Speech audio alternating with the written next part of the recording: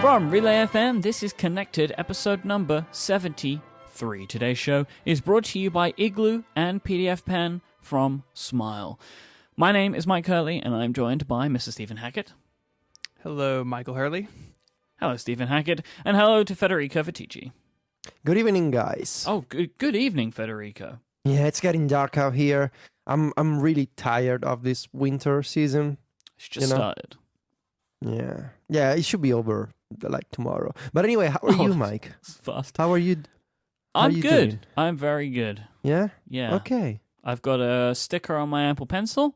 I saw the picture until. So tell me, what are you doing? Because I showed the photo to Sylvia also. Mm-hmm. Why?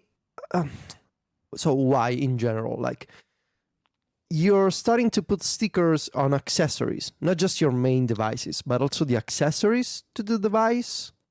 Don't you think this is a little too much, maybe? Nah. Somebody sent me this, right? Someone sent me a link to this a couple of weeks ago. D-Brand, the company that makes skins for devices, they created an Apple Pencil skin, which makes it look like just like a regular pencil. And I was like, that's silly. And then I was talking to Gray about it, and I decided I would just get one and just see how it came out. It came today. I stuck it on. I think it looks kind of cool, so I figure why not just leave it on and see how I feel about it. Because at the end of the day, I have stickers all over my iPad. You see a preview of them in the little picture that I took. I'm going to see how I feel about it. But I think it's fun. I like putting stickers on things. I like giving things a little bit of extra personality. I don't like that the Apple Pencil's all white anyway, so now I have mine that looks like a regular Woodcase pencil. I can't help but notice your stickers are oriented in a vertical fashion. And I would imagine you don't hold your iPad. They are not. You are not seeing all of the stickers. Oh. Those stickers on other parts of the device are facing in different directions. Oh, so you did the full round robin on the stickers. I went round robin, yep. Because you look at something like the Slack sticker, that could be any. The Viticci seal of quality could be in any, depending on how you're looking at it. And you see what the pencil's pointing to? That's one of those new wooden Slack stickers. Have you seen those? Yeah, I don't mind being sideways, Mike. Okay. That's no problem. I do like the combination of the colors in the stickers. Yeah, those ones are all grouped up there because they look good together. So the thing is, I'm adding stickers to my iPad Pro more slowly because there's less space to put stickers on. So like I'm adding them slowly over time, so there's still a lot of space on it because I haven't found the right stickers yet. It's interesting. I mean, the pencil is really like something now. It looks like a combination of a pen and an actual pencil. It's got the little the clip. What do you call it? The clip at the top? Is that a clip? I bought the clip. It's an aftermarket thing. I also bought a pen loop as well. I'm all in on the customization of this thing as usual. At this point, you should also buy a fake sharpening tool, and when you go to a coffee shop, you pretend you're sharpening your pencil. I could do that. I could just get a regular pencil sharpener and take the blade out. Yeah. So you can just be the guy, the hipster guy with the sharpener at the coffee shop. Yep. You already do drink the hipster coffee, so it will be a good fit. Coffee to drink, man. Yeah. So anyway, I think we got some follow-up from Steven about his latest addiction.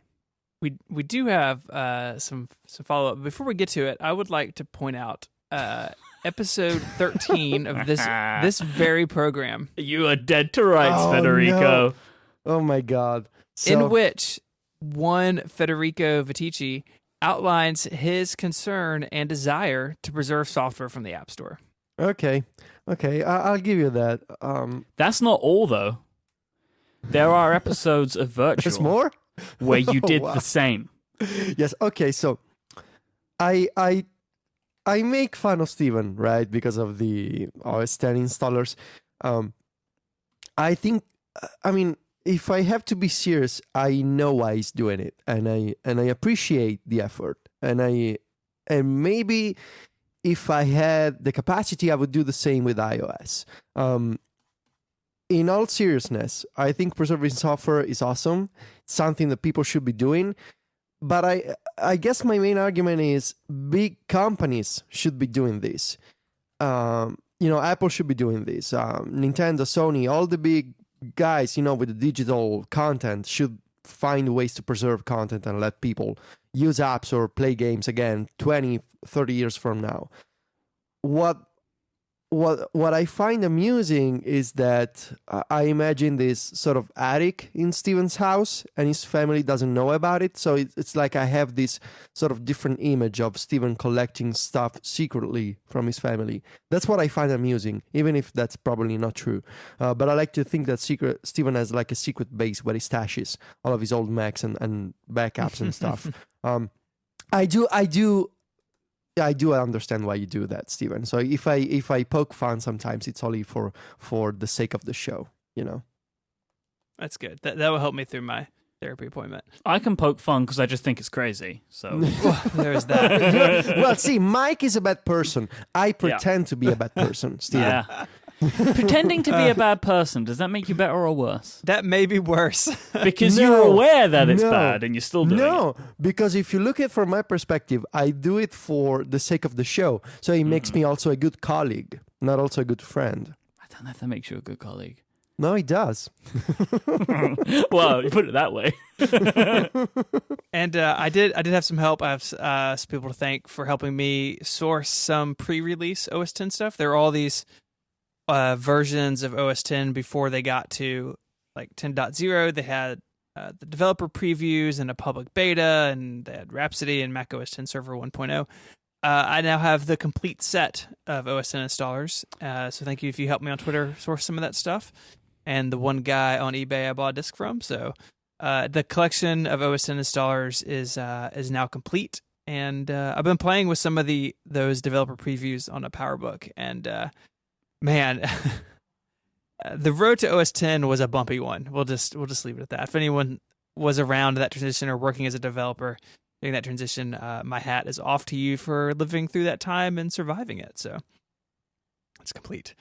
I will say that someone on Twitter, I'll try to dig it up for the notes, mentioned that they're doing this with iOS, which of course is probably harder because you would have to have it running on the device. Like an old OS X installer, I can burn a disk anytime and install it on an old computer. But what if they're just downloading the GM builds from the Developer Center? Yeah, but I think their point was they have like a stack of old iPod Touches and they run like various versions of that feels iPhone less OS and iOS. less secure or safe than the way that you do it, like in keeping the actual files.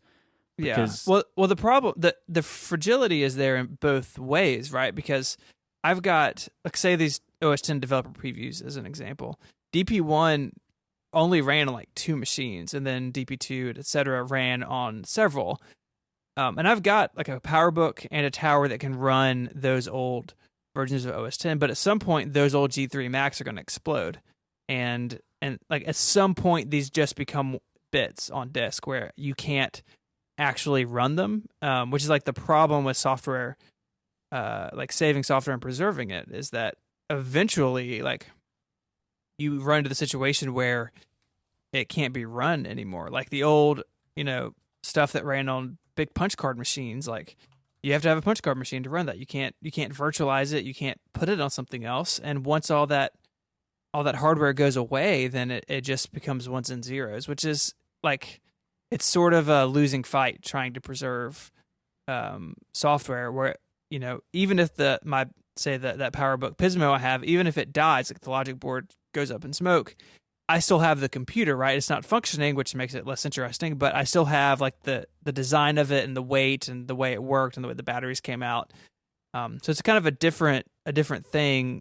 And it's sort of like, if you think about it from the standpoint that Federico spoke about on those episodes, it's kind of sad, right? Like the games that we once loved or the software that we once got our work done, it will die because there won't be a container, there won't be hardware for it to run on anymore. That somber note. That somber note. Emoji via text replacement system. We got a whole stack of tweets from people. iOS, as you probably know, has a built-in text replacement system, so you can give it a shortcut and you can give it the expanded text and it will fill it out if it feels like it. I've had very mixed luck with this over the years, Yep. so I've given up on it. It's supposed to Really? sync. It's supposed to sync via iCloud. That's what has never Yeah. worked for me. Oh yeah, But, that sucks. Yeah, it's really bad. And so what That's some people terrible. have done, including these 3 tweets in the show notes, have put some of their commonly used emoji as text shortcuts. So like in Slack, you can do : flag-de : and it will give you the little German flag. And you can sort of recreate that with this text replacement system, which is pretty cool. And it seems that Apple could leverage that technology they already have to mimic something like what Slack does in typing emoji, if you will, instead of like hunting it down on that crazy keyboard. I've seen somebody do this. I wish I would have kept it for the show notes. There was one of the third-party keyboards, maybe something like Swift Key or something like that, would suggest emoji as you type. That's probably SwiftKey or FlexKey, maybe. Yeah, Flexi. Flexi. What do you say? Flexi. Yeah, Flexi. Flexi probably. One of those. One of them, yeah, does this, and there's a bunch of emoji keyboards that do this. I got a bunch of pitches in my email inbox after the episode. Yeah. What I've been doing, after since the past year, really, is I created text shortcuts in the iOS keyboard preferences, and instead of doing like semicolon and some kind of keyword, because I don't care about flags and that type of stuff, I only care about emotions, like smiles and hearts and monkeys for some reason. I don't know. So what I do is I use the standard emoticons. So colon, parentheses, and like colon or capital D, for the big smile. Basically, the reason I do this is if out of habit I try to type out the standard emoticon code, it gives me an emoji. Because, I don't want to look like an old person using the old emoticons. Not even my mom does anymore. And now it's become sort of natural for me to like type out the standard, colon, parentheses, and it gives me the emoji smile. I set up like 10 or 12 of these for my most used ones. And the problem is, like you said, Steven, sometimes sync doesn't work. And by sometimes, I mean all the time when you set up a new device. Then for some reason, like out of a miracle, like a couple of weeks later, it starts working. I don't know if it's like wine that you gotta wait a couple of, for a certain period of time for it to become good, like sync. So sync is like a fine apple wine. You gotta wait for deposit to kind of. I don't know how it works really. Just wait a couple of weeks and it'll start working. That's probably not a good way to put it, but that's how it's been doing for me. I had a weird thing a couple of weeks ago. I have a few of these text selections for like text replacement things for a few different commonly used phrases or whatever. And I was using one. I have like TTM, which says thanks, man, because I say that quite a lot. And I typed TTM and it expanded, and I pressed send on a DM in Twitter and it just sent TTM instead. Then I did it again and it did it again. So I look like a crazy person to that person who was who I was DMing with. That's pretty good. And there is a tweet in here from Graham on Twitter saying that there is one of Apple's Chinese keyboards has emoji in its suggestions, in the quick type bar that they're putting some. He's a picture of a little horse in here. Yeah, that's how Apple should do it. Yeah. Yeah, like why not throw it in the quick type thing? I don't know about you guys. I use that feature all the time. Like it has really cut down the number of characters I have to type on my iPhone. But it seems like a sort of use it every now and then, not very often. I like the game. We used to do this as a group of us along with Matt. We used to play this game where we would just smash the keyboard and let QuickType like pick words. And that's really cool until you ruin your predictive text on your phone because it just doesn't know what to do anymore. But it's I guess our collective point is that there are a lot of ways Apple could do this, and Apple should do it. So, we'll see. Yes, we agree. Last thing in follow up, Mike. This is directed to you. Has Google Docs been updated for iOS 9? Oh no! How do you feel? How do you feel about that? I feel great. Tell us how you really feel, Mike. Yeah, I feel great. It's awesome. It makes me so happy to work in a really kind of just constrained way every single time that I try and do anything in all of the various Google apps that I use to try and get my work done. Yeah. So we're gonna keep getting the suggestions to, hey, have you tried Quip? Hey, have you tried this other service? Why do you keep using Google Docs? Do you know the Pages works fine now with iCloud and collaboration? So we are, again, we are aware of the alternatives and we just need to use Google Docs. So I just feel like this disclaimer is, until we're gonna get a multitasking update, this is my disclaimer. So I want to take care of you guys by protecting you, by telling people, please don't send us suggestions. It's not that we don't love you. We do love you, and we do appreciate the suggestions. We just got to keep waiting for Google Docs. Right, guys? It's the best service I've ever used, like, for the collaboration. I said this again, the collaboration engine is amazing. Just the apps on top of them is not so much. Yeah. Increasingly more and more of my work is done in Google Drive, both at Relay and other places. It's just really critical to how I work, and hopefully they get that sorted. Someone on Twitter, and I think someone in our feedback email had made the suggestion, or sort of like a winky suggestion, of that the Drive team is separate from Docs, et cetera, et cetera. And like, surely that is the case. And Google's huge, and these apps are really big and complicated. So I'm sure they're different groups, but that doesn't really change anything about the complaint. Like, if anything, you could work in parallel. Like, you don't. It just seems it doesn't matter to me if it's different teams or not. It's something that should be addressed. It could be different teams working on the apps, but like, Docs is part of Drive. Like, they must have the same overall leadership, right? It's part of the Drive suite. They go together. There must be some collaboration there. And also, like, the other thing, that's not my problem. As a user, I don't care, right? Like, I don't care that the teams are different. It's been like 9 months now.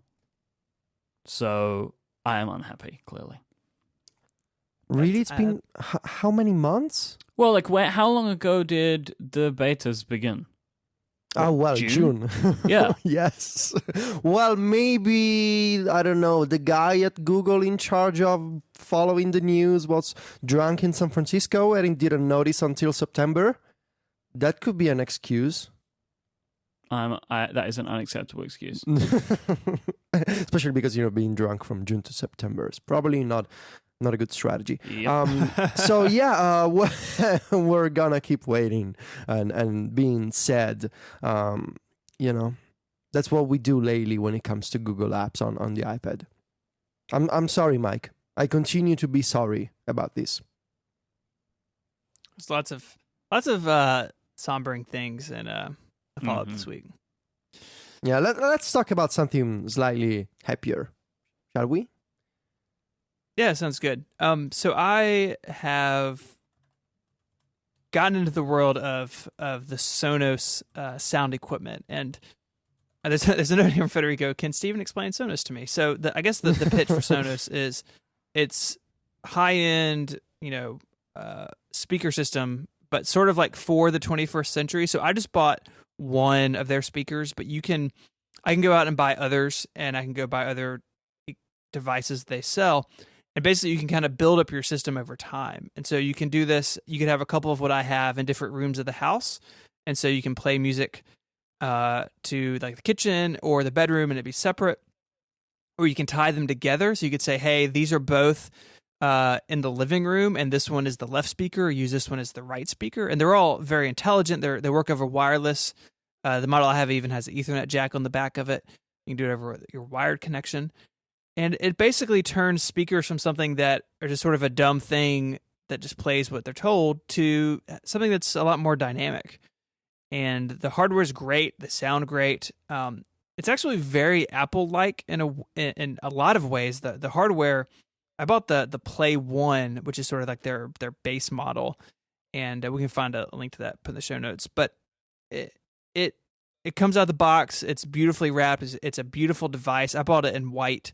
It sits in our kitchen, and it really looks like an Apple device. And then you turn it on, and the onboarding is really good. And we've all experienced this with like smart devices where like you have to join their wireless network and then tell the device, no, go use my home wireless network, or like do like a Bluetooth bridge or something. Even all of that stuff, which is generally fiddly in home electronics, is really well done.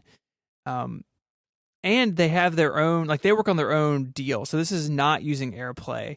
There are some workarounds and some things you can do to make it talk to AirPlay, but out of the box, it uses the Sonos app and it streams over your wireless to the speaker. And so what this gives you is it works around some of the weirdness of AirPlay. So the other night we were making dinner and we're playing music from my iPhone to the Sonos, and I needed to look something up on, or like I wanted to look something up on YouTube real quick. And I did it, and the YouTube audio doesn't interrupt with the Sonos as it's playing from my phone, and the Sonos is continuing to stream in the background.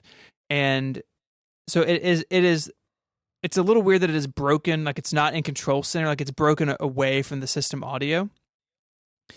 So it can play music from basically any streaming service you can think of. It can play music from your local library and your local podcast library. So it can't, something that's a little frustrating is it currently can't play music from Overcast or any third-party podcast client. You have to be in your podcast.app library.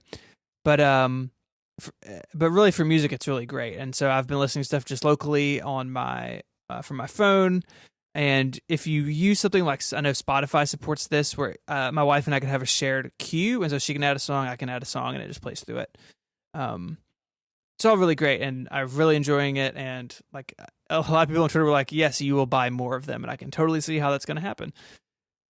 But the question for me came to my mind almost immediately is, why is Apple not in this space? And I know that we've bemoaned Apple doing a lot of different types of things. And so I understand that there's friction in my two schools of thought on that. But this really seems like something Apple would be good at and would want to do. And they've dabbled in this in the past. Of course, there's the iPod Hi-Fi and a whole bunch of crazy stuff in the 90s. And now there's AirPlay, and there are speakers that you can buy that have AirPlay sort of built in. You can use an Airport Express, if anyone remembers those things. They still sell them. They can put on your network and plug speakers into and do AirPlay that way. And of course, Apple supports Bluetooth audio. We used a Jam box before this in the kitchen, and that just works great. And I think the question is even weirder when you consider that it was heavily rumored, including like a story this weekend in Variety, that Beats Audio was working on a Sonos-like system when Apple bought them, and that it seems like, according to sources, Apple basically shut that program down. And it just seems like curious to me that Apple wouldn't want to be in the home audio space. I don't know if you guys had any thoughts on that or not. I think that Beats would. Like, it just makes sense that Beats would have something. Like, why not have... They have speakers, right? They already have the little Beats pill and things like that. Why not make a connected speaker of some description? Yeah. Like, it just seems like the next logical step for something like Apple Music. I mean, you look, they do CarPlay, right? Which is kind of this with some extra stuff, but in a car. Mm-hmm. I think it makes sense to have something like this in the home. Because the Apple TV isn't that, right? Like, the Apple TV is the video portion, and then maybe they create, like, some kind of Apple iPod Hi-Fi for audio. Yeah, I've been thinking... Or they just buy Sonos. Yeah, I've been thinking about this, right? And I got a few friends who bought one of those Beats portable speakers, and it's really strange that they don't have a bigger one. And my theory is that maybe, this kind of product, for the home, which is not exactly portable, isn't exactly in the range of Beats kind of market. You know, they make portable stuff for like trendy portable speakers, portable headphones, or earbuds for, you know, for fitness and that kind of stuff. And a speaker that you keep on your desk or you keep on the kitchen table. It's not exactly, I don't want to say trendy or hip, but you get the idea. Maybe that's the reason why they don't want to do it. Or they just, you know, they tried, they didn't have the good electronics in place, and Apple bought them, and they were like, "No, what are you doing? We're gonna do a new one, but you gotta wait." I don't know. It is strange. Yeah, and especially when you think about like the from the HomeKit angle, which we spoke a lot about a couple months ago, where Apple is doing some stuff like in the connected home, smart home world, and it's not hard to imagine that speaker or audio system or something could tie into something like that, and let alone like the Apple TV. And I mean, there's lots of like weird little holes in Apple's strategy that could be filled with something like this. But yeah, I mean, maybe it's just as simple as the Beats one wasn't very good or wasn't far enough along, and Apple just decided that it wasn't something worth focusing on. But I do think clearly there's a market for this, right? Sonos is a very successful company, and not to mention all of the, you know, the B&Os and the Bose and all these other companies out in the world that do this sort of stuff. And I think Apple could do well in it. It just came to my mind, like, Sonos is a very Apple-like experience. For the most part, their Mac app is a dumpster fire, but the rest of it's really good. Why not? Why not look at it? So, anyways, I'll keep you guys posted on it. So far, it's really been really nice to have, and we'll see if I add any. The sound quality is good on the Play One. It is. It's real good, and I've listened to a bunch of different types of music on it. It's very clear. It does really well loud. It doesn't. Nice. It doesn't seem to distort any, and the app has a feature where basically you put it in the room where you want it. So ours is sort of at the end of the kitchen, sort of almost in a corner, and you put it where you want it, and then the iPhone app will walk you through basically getting it set up for the room. So it wants the room to be silent. It actually does a really clever thing where even if your screen rotation is locked, it turns the app UI upside down because it wants the microphone and like the speaker at the bottom of the phone pointed at the speaker itself. And so it prompts you in a very visual way to turn your phone upside down. And then it plays tones with the phone and the speaker, and it sort of gets everything set up for the room acoustically. And I will say, after doing that, I could tell a difference in kind of what it was doing. It really, at least for my uses, is definitely like high end for what I need, and more than happy with the way it sounds. Nice. Yeah, I think that the Sonos solution looks like a good solution. It would just be really nice if it could also do AirPlay, right? That would be like the final thing that would make it super awesome. Like, it has all the other good stuff, but like the ability to not be able to send Overcast to it is, for me, a bit of a deal breaker, because that's what I'm mainly doing when I'm at home listening to audio. Yeah, that's completely fair, and hopefully is something that is addressed at some point. But it is. Can people build apps for the Sonos?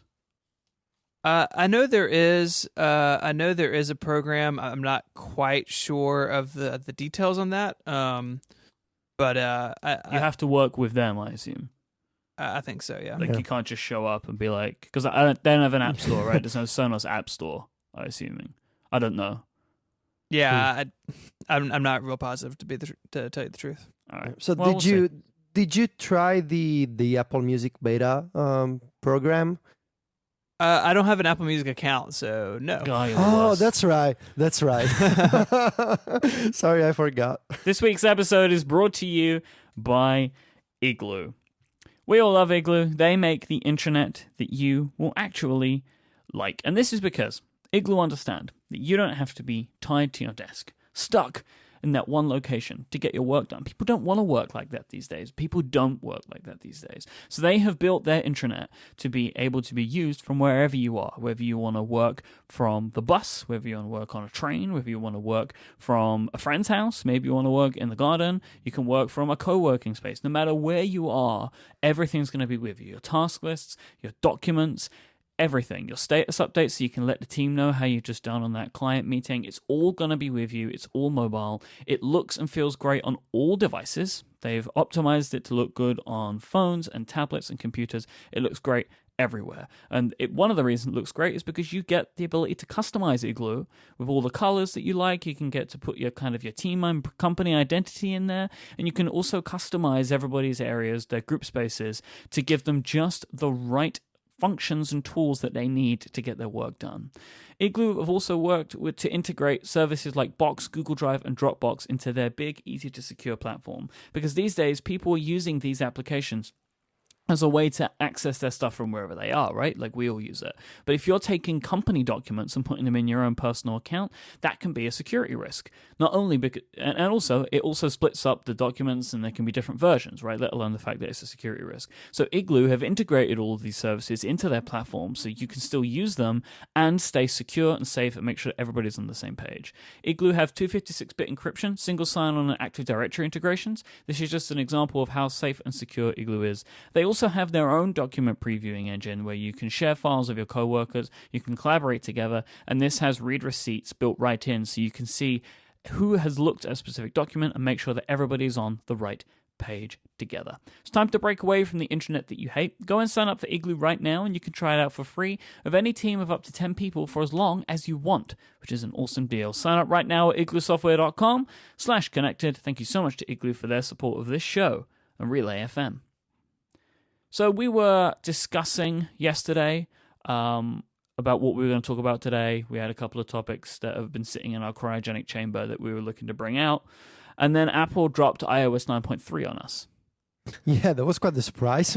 Yes, it was a little bit of a surprise. We'll get to a little bit later, I think, why this is such a surprise. But should we break down some of the new features? Probably the biggest user-facing feature is Night Shift. Federico, What is Night Shift? So if you remember, a while back, a popular tool for the Mac called Flux came out on iOS, and you could install this application by side-loading the file with Xcode. Basically, Flux is a utility that during the day keeps the display's color and brightness at the same level that you usually use your computer with. After sunset or with the custom schedule set by you, the Flux reduces the blue light wavelength of the traditional LCD displays, and it switches to a warmer yellow tint of the displays. The display in front of you, so it's easier on the eye, and it follows the idea that, according to many scientific studies, reducing blue light before bed helps with better sleep, less headache, and less eye strain.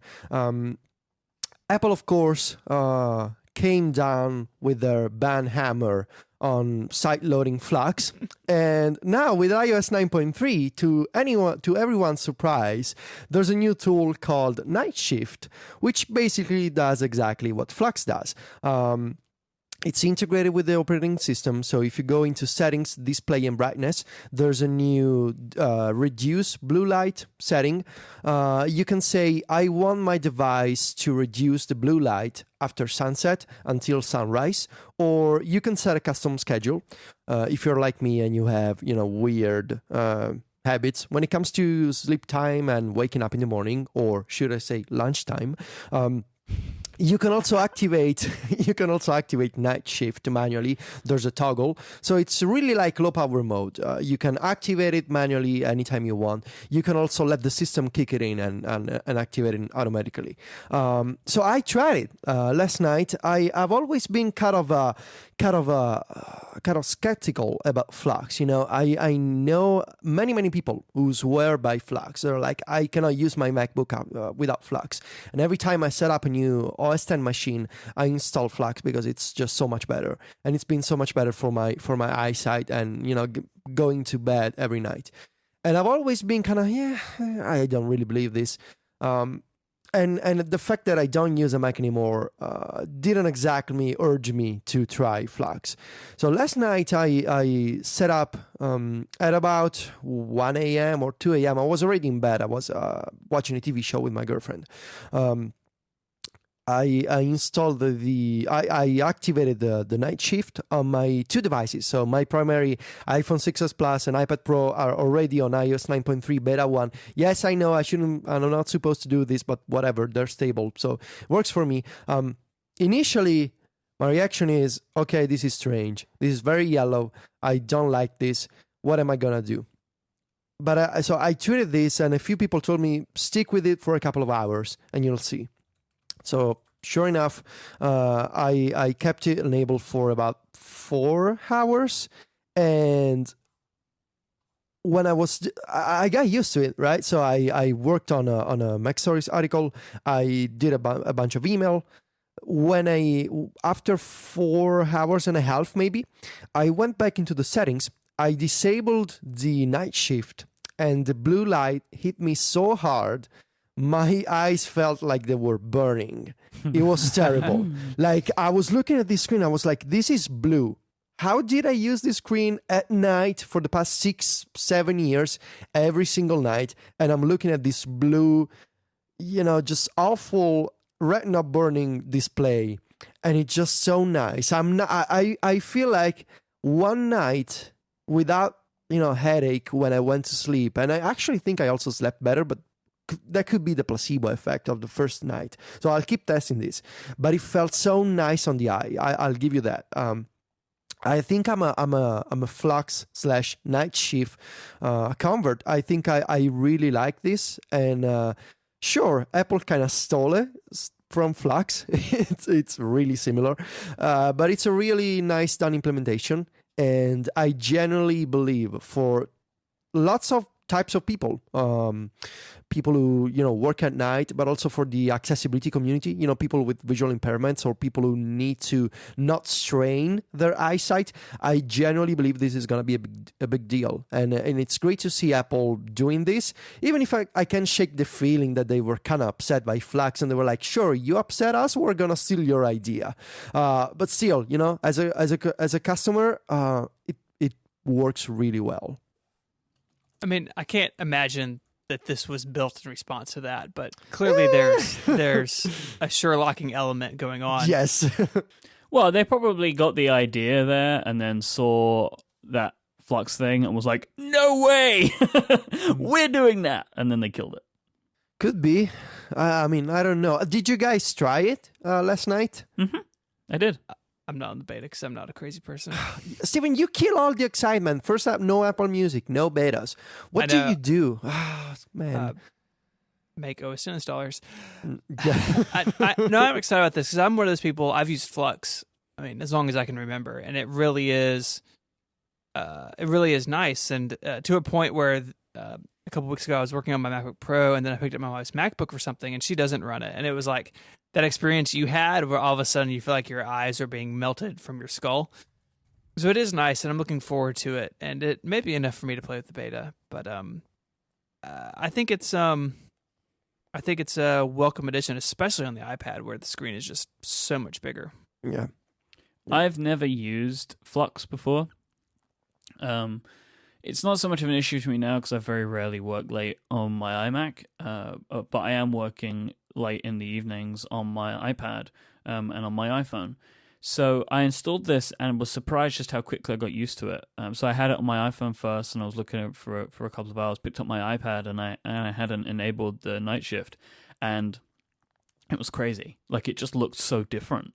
I got used to the tone very quickly because my eyes just adjusted to it, and it looked fine. And then, I was noticing that I would get a notification on my Apple Watch, and it was like my Apple Watch was a laser in my eyeball. It was really weird how quickly my eyes just adjusted to it. And it was also I think it was much nicer. Like, I could have the screen a little brighter in bed, and it wasn't too bright. Because, Adina's sleeping, and I'm working until 2 a.m. or whatever. And it felt like the light wasn't so harsh. That it would disrupt her, and I could have my screen a little brighter than I usually would. So I'm really excited about it. I think it's a great new feature for iOS, and it's something that I'm happy Apple is thinking about, because they're thinking about how do people use their devices and how can we make them more comfortable. And I think that is a nice addition. Yeah, you know what I'm actually scared of is that now that I have night shift on my iOS devices, it's going to be an excuse to say, yeah, well, now I can work even more at night because my eyes won't suffer. So I think I got to balance that kind of temptation in a way to say, yeah, I mean, working at night may be better now, but I still got to keep myself in check because now that I have this tool doesn't mean that I can stay up until 7 a.m. working just because I can. So, it works. It seems to be very nice, but take it easy, people. Don't work until 5 a.m. or 6 a.m. Mm-hmm. Yeah. So what else is in 9.3? Notes got a bunch of nice improvements. Steven, I know that you're going to be a fan of the new sorting options. Mm-hmm. You can sort by date or by name. There's 3 of them. It's name, date, and recently edited.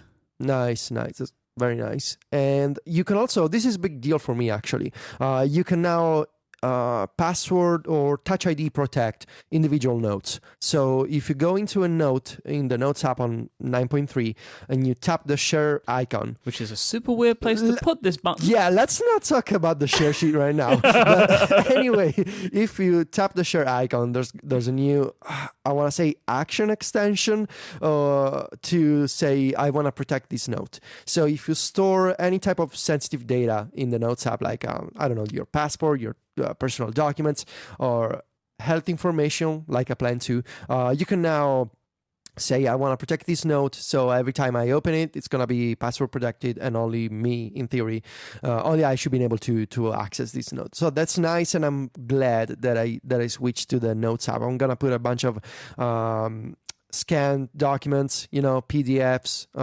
personal receipts in the app. Like, I have a copy of my passport in my Notes app, so now it would be nice to put a password on that note. Yeah. There's it's kind of funny. The News app got a few updates. Oh man, I'm so happy about that. Right? I love that News app.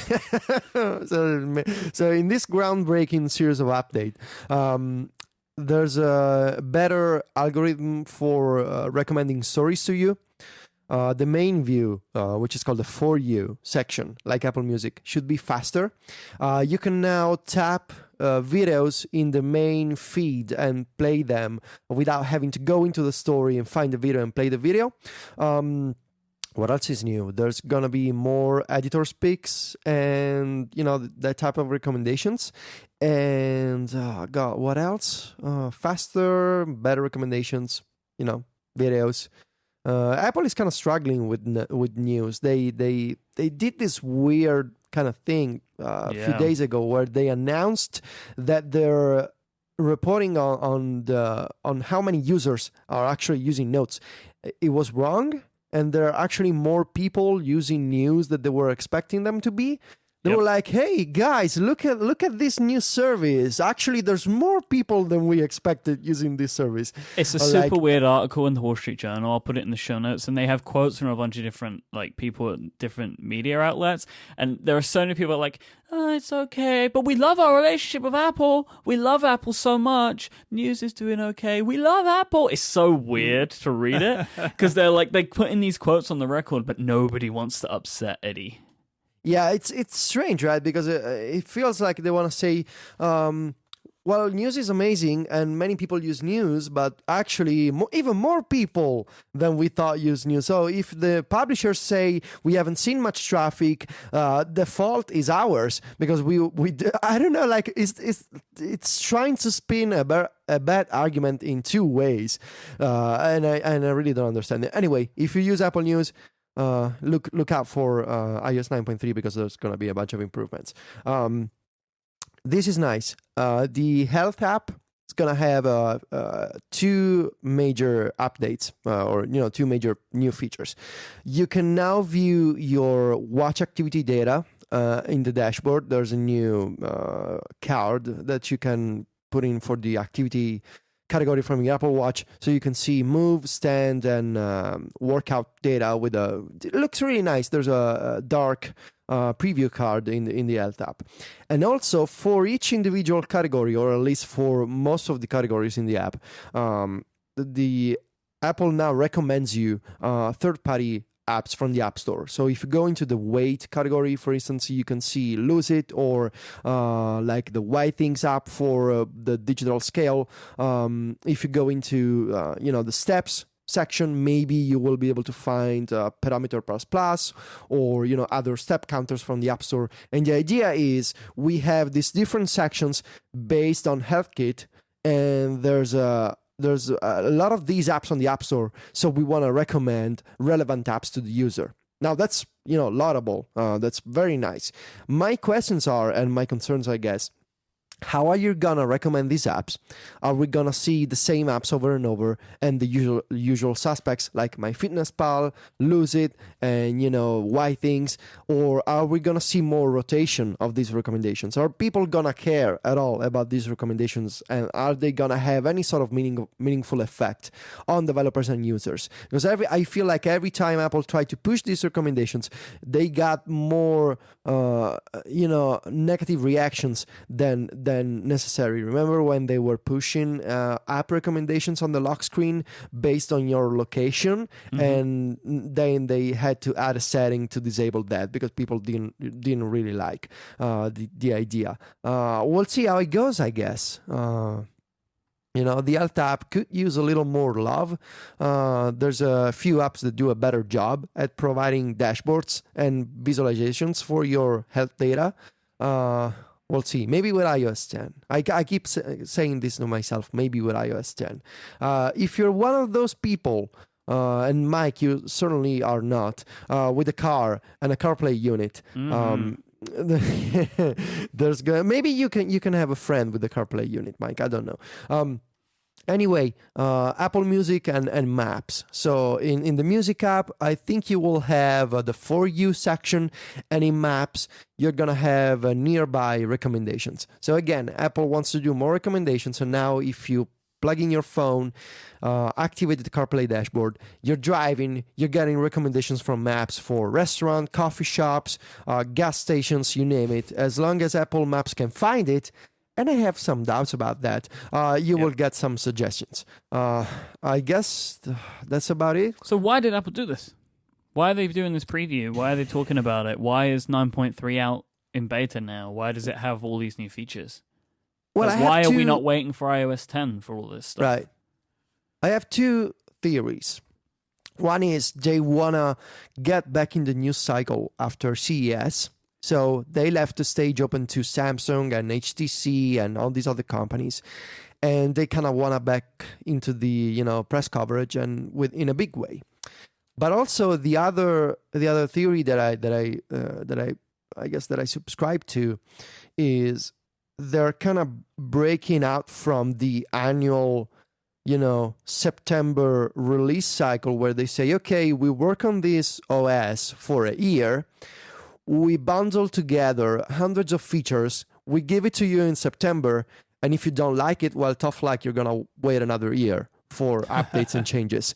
And instead, if they're going to do this, they were like, okay, we'll ship the basic foundation in September with some new apps, major updates throughout the year, and until January or February or maybe early March, we're gonna give you updates, and we're gonna give you meaningful updates, not like bug fixes. We're gonna give you new features, design changes, maybe new apps even, new system features like Night Shift. That's I think a good way to not only to stay in the news cycle, but also to to have more staggered releases and saying, we want to have this set of features, but instead of rushing them all in September, making them, unfinished, shipping them in a bad state, so people complain and people accuse us of having low-quality software, which was true for the past couple of years, we're gonna do more releases throughout the year, and they're generally more stable, and people are happier because they keep getting, essentially more bang for their buck in a way, because just convincing people to upgrade is difficult, but if you continue to give them more features, people are happy, and they establish this trend of saying, okay, we're getting people hooked on the idea of performing regular updates, which is better for us, is better for people, and everyone's happy. At least that's how I would approach this. Yeah, I mean it is an interesting break, right? Where iOS has been very annual, but they've done this on the OS 10 side as well. Photos, I think, is probably the best example. Dropped with a point update to Yosemite, and maybe it's that the stuff isn't ready. Maybe it's that iOS 10 is like really big, or I don't know. It is unusual, and I don't know if it's if this is the way they're going to do it from now on, or we're going to look back and this is sort of a one-off thing. Maybe it was that all the education stuff, which we're going to talk about in a couple minutes, if all of that stuff was kind of ready to go and they needed something consumer facing too, because like the notes and the health stuff, like while it's nice, isn't huge. I think Night Shift is the big thing here, and so it's the big new thing, right? It's the user feature, right? So maybe it was, the education stuff is cool, but we need some other things too. And maybe this, maybe something like Night Shift was further down the road and they brought it forward. There's no way of knowing, but I do like, I like this sort of mid-cycle release stuff. I think to Federico's point, it keeps people engaged and excited. And I think it helps keep the platform feeling fresh other than just in September when it's new. So I'm looking forward to this making out there to the world. And I should mention one more reason for me not to use a Mac anymore. Now you can install a developer beta. So it's not the public beta, which has this feature. It's had this feature for a while. The developer beta can now be installed with a configuration profile. So instead of having to download the firmware file from Apple servers and then installing through iTunes, you can install a profile from Safari on your iOS device, reboot the device.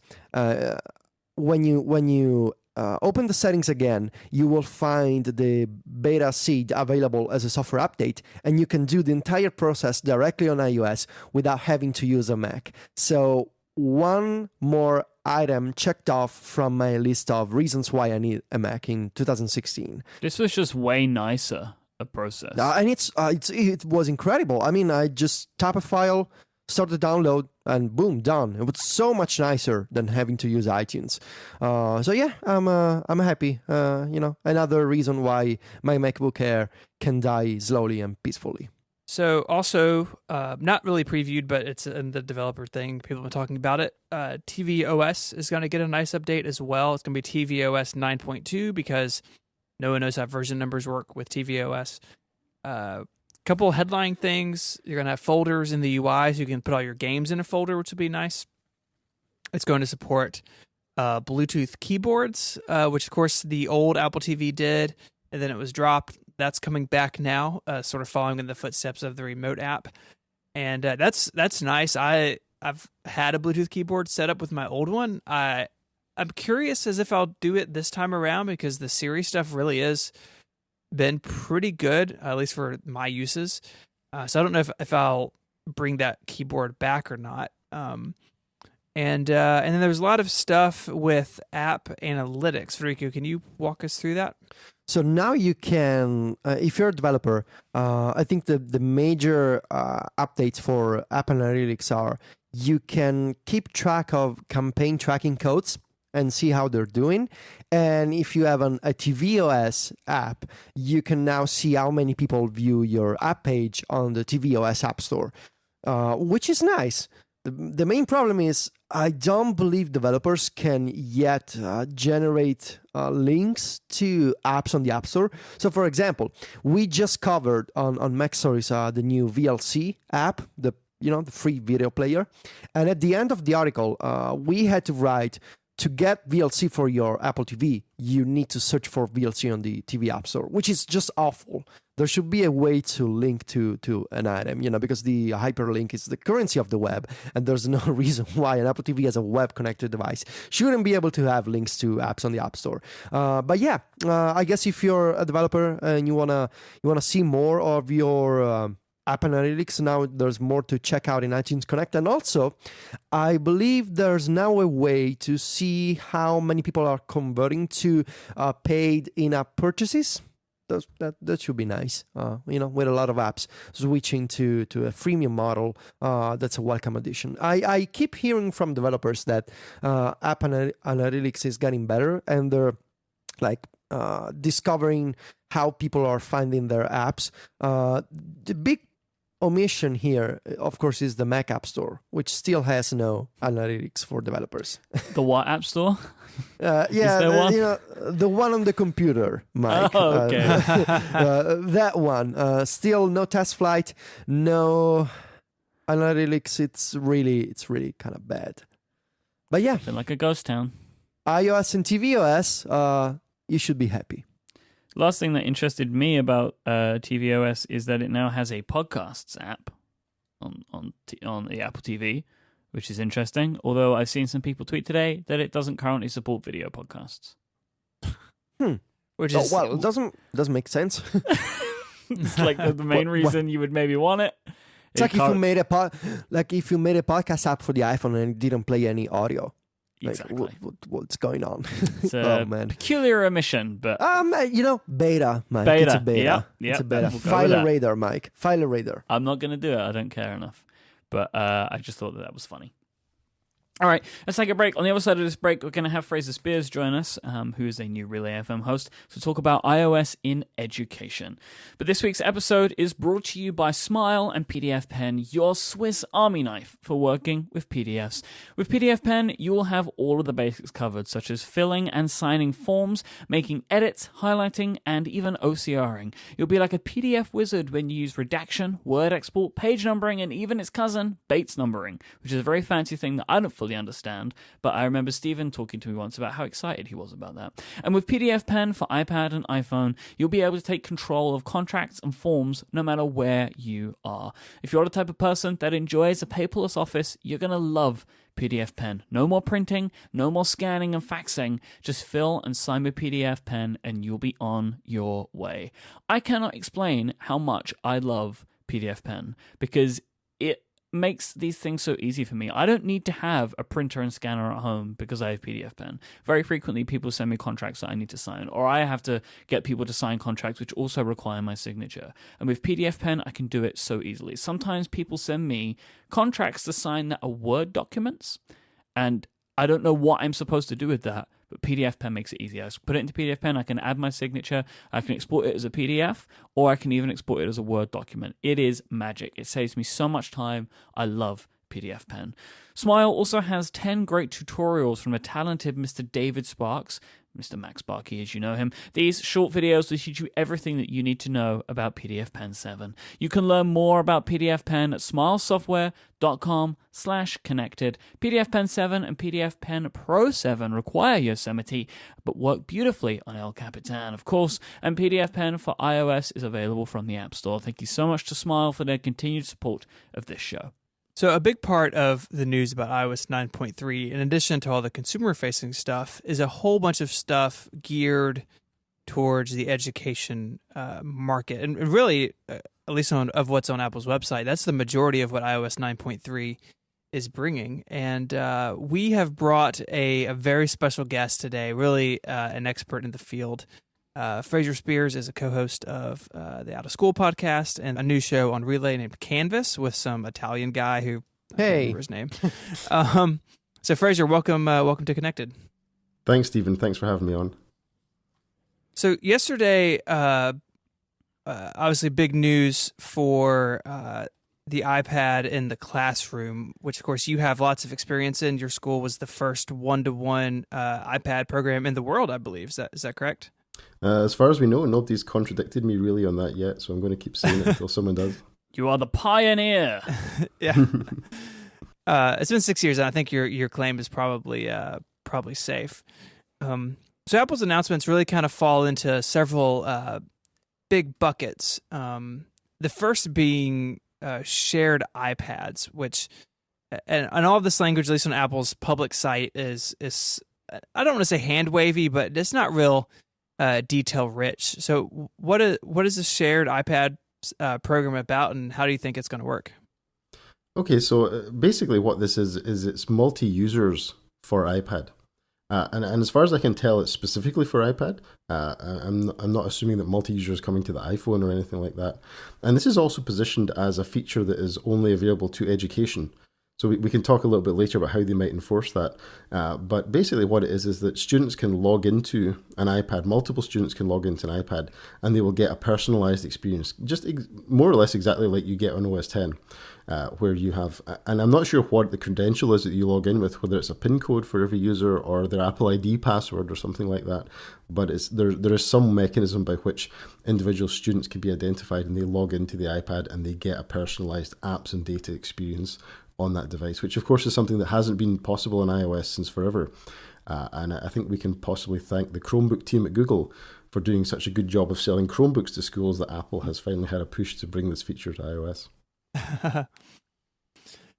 I know. So you mentioned the Mac, where of course a multi-user environment has been around since day one. And I know on the Mac and Education or Enterprise, there are really a couple of different ways to do this. You can have the user folder sitting on a server and more or less sort of streaming to the Mac, or you can do synced home folders. And I think this this has changed over the years, so my information is probably out of date. But basically, you have the home directory on the MacBook, and when the user logs in or logs out, it syncs with the server, and so the MacBook could be used offline or away from the server. Is there any indication of which direction it's going here on the iPads? Yeah, my understanding is that the way that this works is that it's basically syncing a delta of change data to and from a server. Now, I'm not clear on which server we're talking about here. OS X server has this feature called caching server, which can do caching for iCloud data and apps and iOS releases. And I suspect that's part of the mixture, but also iCloud in the back end as well. So what's going to happen is when you log into a device, it's possible that none of your data from the last time you logged into that device has left the device. So if you have, say, a 128 gig iPad and two users, each of which have 10 gigabytes of data, then that data is just going to stay there.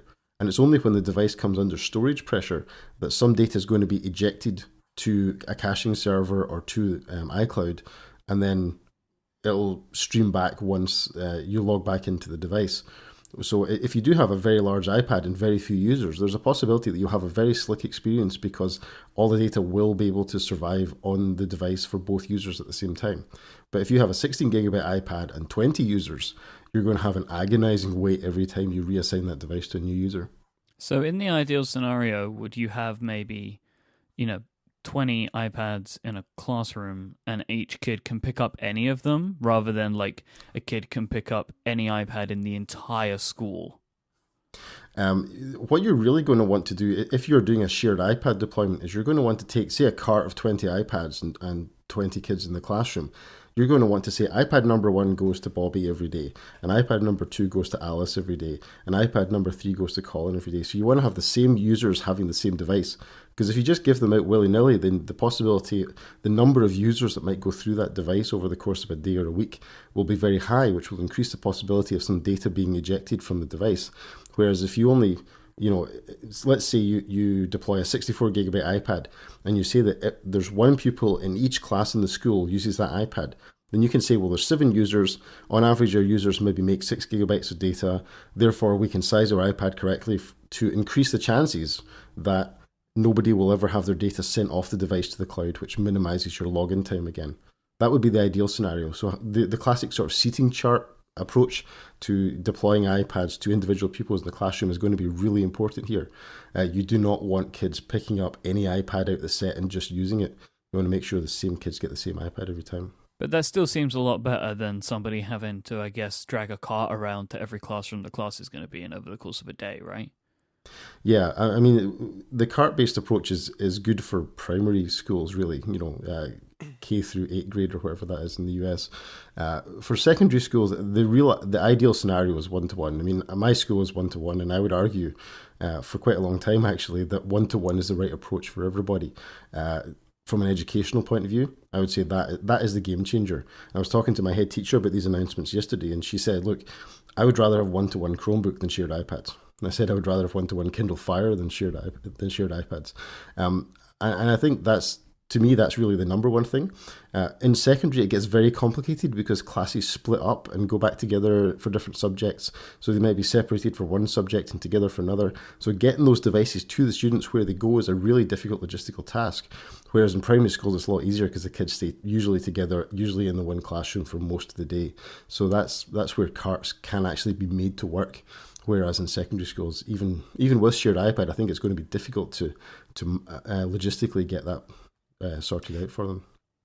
So what I want to know, Fraser, is from an administration point of view, once you create multiple users and you set up this shared iPad system, do you as an admin get any sort of web view or app where you can manage and see the data of multiple users? Can you do any sort of organization for that data from outside of the iPad, or is it just private to the user? It's a good question. The second sort of tentpole of this announcement for education is this app called Apple Classroom, which is not at all going to be confusing with Google Classroom, which already exists. But put that to one side for now. I believe, my understanding is that the Apple Classroom app allows a teacher in the class to assign specific devices in a set to specific pupils. And what that will do is that will trigger at that point that device to sort of prepare itself for that student. So if that student's data has gone off the device, it will start to reposition the data back on the device before the student gets to it and logs in. So if the delta is small, there's a chance that that data could be restored before the student even gets to the cart. But if the data is large, then there probably will be a delay anyway. So I believe the Classroom app can help with that. I don't know how much kind of analysis or insight you get from the Classroom app onto what's happening on each individual iPad. Usually a mobile device management server would have a bit more insight into what apps are there and how much data is being used and so on. But those tend not to be really appropriate for a classroom teacher to use. Mm-hmm. So how do you... Because I saw that there's another feature called Screen View, which I believe that's supposed to let you access and see what's going on the iPad screen of a student. Is that correct?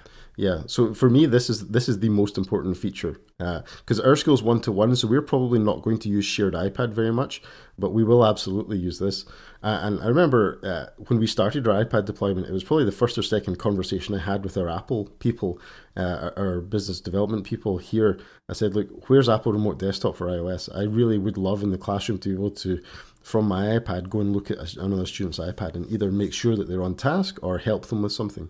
And finally, we're getting this. There's a lot of finally going about these days, but I think some of it's justified. And I think it's not clear to me exactly how much you can do with this. I think it is just observation. For example, I can't send a touch or a drag to somebody else's iPad from my iPad, but I can look at their screen. It was described to me as a quick look at somebody else's screen. I don't know what that means. Maybe can you only look at it for 5 seconds, or is it a static snapshot you take or something? Not absolutely clear to me. But the other thing that you can see on the screenshots on apple.com is you can see a view where the class is kind of grouped by which app each student is using on their iPad at the moment.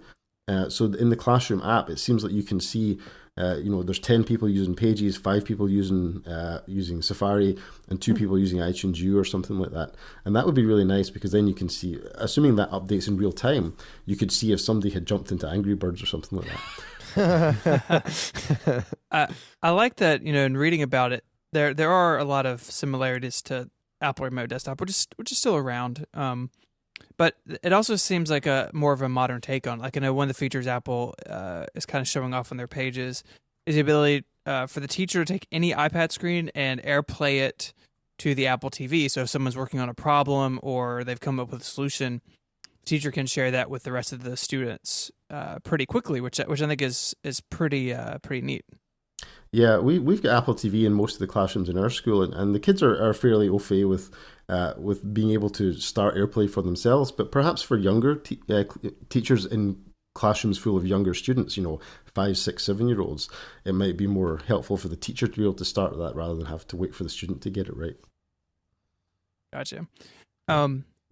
So that's kind of like I think that's the overview of kind of the classroom facing features of iOS 9.3, but there's a lot of stuff behind the scenes for people like you who are managing this stuff. And it seems like the big one is manage Apple IDs and Apple School Manager. So I know you guys have talked about it on your show numerous times, sort of the limitations and the frustrations of working with Apple IDs in a school environment. Does this new program alleviate some of those? Yeah, I think it does. I mean, the biggest problem with Apple ID was that you had to essentially make one for every student. And that's fine if you're dealing with like really quite old students, 15, 16, 17-year-olds. They probably already have Apple IDs. But if you're dealing with 5, 6, 7, and 8-year-olds, they do not have Apple IDs. And typically what happens, if you wanted to use volume purchase and push apps to devices, there needs to be a working Apple ID on that device in order to do that. Now, that restriction was taken away in iOS 9, but it's still a job that schools have to do, because other things like iTunes U, now if you want to participate in the classroom stuff in iTunes U, the student has to have a working Apple ID in order to, for iTunes U to know who's sending back the homework, for example. So schools still need an Apple ID. It's no longer so much about getting apps, but it's about getting access to services like iTunes U, like iCloud Backup, and so on. So it's always been a very tricky and tedious process. One, because you can't automate it in any way, except using something like Keyboard Maestro, which I have done in the past. And the second thing is that you have to be very careful not to get banned by the App Store for spamming too many accounts. There is actually a mechanism by which, if you know the right people to talk to, you can get your IP address whitelisted for a certain period of time. If at the beginning of August or September, you're going to make 500 Apple IDs, they will actually take that tripwire off your account so that you can just go ahead and make as many as you need. That sounds horrible to sit and do that. Yeah. Oh, it's agonizing. So I was fortunate to only have to make 50, and that took me about a day and a half. But imagine you had to make 400 or 500. It's borderline impossible. Yeah. Yeah. So we now have this thing called device assignment for apps, which means that through your device management server, you can send an app to a device rather than just to a Apple ID. So you don't have to have a working Apple ID on the device. But that precludes you from using things like iTunes U, from depending on iCloud for backup, and so on and so on. So all the other things that require an Apple ID, Find My iPad, for example, which we've used a number of times as well, which is quite useful. So yeah, I bet Find My iPad's useful in the school. Yeah, the problem is that sometimes the iPads go to sleep and they go off the Wi-Fi, and then you can't get to them, which is agony as well. So sometimes you've got to do it the old-fashioned way and send every pupil in the school looking for the device. But to be fair, over 6 years we have lost 0 iPads on a permanent basis. We've lost them for a couple of days at a time, but we always find them again. So I guess the big question for me at least is, why now? So all these changes coming, 9.3 doesn't have a release date, but we can assume this spring. Yeah. Why now? It seems off cycle for an iOS release. Is that because of the way schools work, or is it just this feels like it's done and they're kind of getting it out there because they can? I think it's a bit of column A and a bit of column B. I was told by folks at Apple that it's coming in. These are coming out in January because they want to take from now till the start of the next school year to test this and have people's feedback on it and so on, which is wonderful to hear. Because if you listen to Out of School, you know that Bradley and I quite often wish for Apple not to do everything in September, because September is literally the worst month to do anything for the school because we've just started. Yeah, right. And when we buy new iPads, we buy them in June, July, or August. We set them up, and then a month later they're obsolete because everything comes out for Christmas. So I'm also keeping my fingers crossed for an iPad Air 3 this spring as well. So it's really, really great to hear that Apple are listening to that message, and they're bringing stuff out now so that we can kick the tires and give them feedback in time for the next school session. So that long run-up is fantastic. In terms of why off-cycle for an iOS release, I think the simple answer is Chromebook. That the foothold that Google is getting in schools with Chromebook is really starting to scare people at Apple, and rightly so, because if you look at a school making a platform transition from, say, Windows to something else, right? The door is open for people to think about something that's not Windows. If people make the decision for Chrome OS right now, that's another tech generation before Apple gets another chance to go into that school. So, and I think Shared iPad in particular is a very defensive move against the Chromebook insurgency, if you like, into schools. And that's why I said at the start of this segment, thank Google for many of these features, because if it wasn't for Chromebook putting that pressure on iOS in particularly American schools, I don't think we would see these features at this point. And that Fraser is also what I want to ask you about in the end. Do you believe that shared iPad starts with the education market, and Apple wants to test this and wants to provide an alternative to the Chromebook, sort of revolution in the education space? But do you think that this kind of multi-user support will be something that Apple will also consider for the general consumer version of iOS in the future? That's a very interesting question, and I think possibly, but I think it might take a while. And the reason for that is that the infrastructure and the mechanisms by which data is ejected from the device and cached somewhere and brought back, that's going to be something that you're going to want a sysadmin to have an eye on for a while, maybe like 2 years, because most households don't have a caching server on site. In fact, I would argue probably none do. And iCloud storage and things. One of the things I'm not clear about is how much does that eat into somebody's iCloud storage quota if their data is being cached off the device and then brought back in? And that's another question: is can schools possibly get more iCloud storage space per user? That would be very nice to have as well. So I think possibly yes, but you might be looking at iOS 11 for something like that. So Fraser, looking at all of these changes and all of these new things that have come out, what do you think is going to make the biggest impact to your work? Personally speaking, is going to be Screen View and the Classroom app. I can see our teachers adopting that app very quickly and very deeply for what we do in school. Shared iPad is great for schools that are not going to be one-to-one. Our school has been one-to-one for nearly 6 years now, and we're not going to go back from that. So I would certainly hope that schools that are looking at going one-to-one won't look at shared iPad and think, oh, well, now we don't have to go one-to-one. We can just buy a few iPads and that'll do us. Because I think the experience is not going to be as good. With the best will in the world, it's not going to be as good as having your own iPad 24/7 available to you for everything that you want to do. But for me, the Classroom app is going to be really powerful. And also with my sysadmin hat on, which is the other part that I do at school, managed Apple ID brings Apple ID up to, I hope, roughly where Google Apps is at. Because we're also a Google Apps school. And when I want to, at the start of the year, make new email accounts for incoming students, shut down old ones, I just upload a CSV file and I'm done. And It takes me a minute or two. And I understand that's also going to be possible for Apple ID now as well. So I can extract that data from our student management system, create a CSV file of it and fire it up to a web portal, and then all of those Apple IDs are made and ready to go. And that's kind of the thing we've been wanting for years and years and years with iOS, is that kind of feature, to take away that kind of long-term planning and hassle of getting whitelisted, sitting down for a day and just making Apple IDs till your eyes bleed, and then moving on with that. So I'm looking forward to both of those parts the most. The Apple School Manager part, not such a big deal. I think Apple School Manager is really just, it's a unified name for a number of different web entry points for sysadmins. So the device enrollment program, the volume purchase program, the Apple ID for students, and the iTunes public site manager.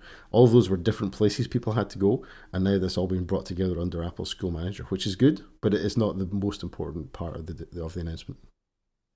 I guess if people want to hear more about this, more of your thoughts and Bradley's as well, they should go and listen to Out of School, which is at outerschool.net.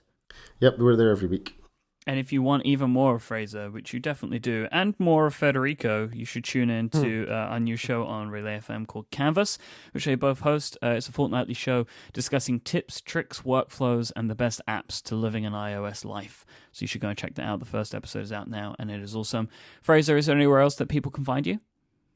Yep, people can follow me on Twitter at Fraser Speirs, and my blog is speirs.org on the web. Excellent stuff. Thank you, Fraser. Thanks, guys. All right, guys, so I think that brings us to the end of this week's bumper 9.3 edition of the show. We should probably see if we... No, I'm not going to try and do that. Like, rename the episode number to 9.3. Is this 73? It's close enough. Just put a point Close in the enough. middle. Point. Yeah, we can deal with that. If you want to find us all online, there's a few places you can do that. You can go and find our show notes over at relay.fm/connected/73. You'll find links to everything we've spoken about today. If you want to find Federico online, he's over at macstories.net. And don't forget to check out our new podcast, of which Federico is on 2 of them, We have Canvas, which we mentioned with Fraser Speirs a little bit earlier. And we also have Remaster, which is our new video game show where me and Federico are joined by the wonderful Shahid Ahmad, who used to work at PlayStation. And now we have all of his wonderful knowledge every 2 weeks. So you can go and check that out. Now we stole him from PlayStation. Shh, don't talk about that. You shouldn't mention that. All the lawyers will come. And if you want to find Stephen online, he's over at 512pixels.net, and we're all on Twitter. Federico's at Viticci, Viticci. Stephen is at ISMH, and I am at iMyke, IMYKE. Thanks again to Smile and Igloo for sponsoring this week's episode, and thanks again to Mr. Fraser Speirs for joining us. Thank you for listening, and we'll be back next time. Until then, say goodbye, guys. Arrivederci. Adios.